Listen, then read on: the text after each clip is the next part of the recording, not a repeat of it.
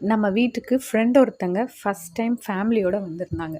So, அவங்களுக்கு return gift என்ன குடுக்கலான்னு நாங்க யோசிச்சுட்டு இருந்தப்ப, அவங்க 2 கிட்ஸோட வந்திருந்தாங்க. ஸோ 2 பேருக்கும் சாக்லேட் கஸ்டமைஸ் பண்ணி தரலாம் அப்படின்னு சொல்லிட்டு நாங்க ரெடி பண்ணது தான் இது.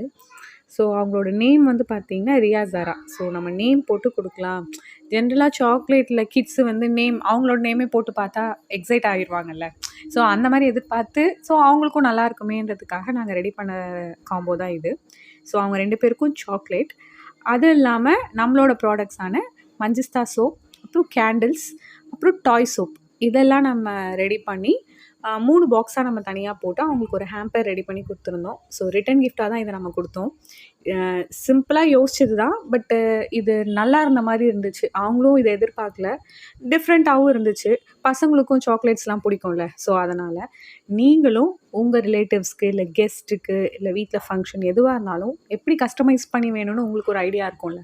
அந்த மாரி நீங்க சொன்னீங்கன்னா, டிஸ்ப்ளேல இருக்க நம்பர கான்டாக்ட் பண்ணி ஆர்டர பிளேஸ் பண்ணிக்கோங்க. உங்களுக்கு வேணுன்ற மாரியே நம்ம கஸ்டமைஸ் பண்ணிக்கலாம்.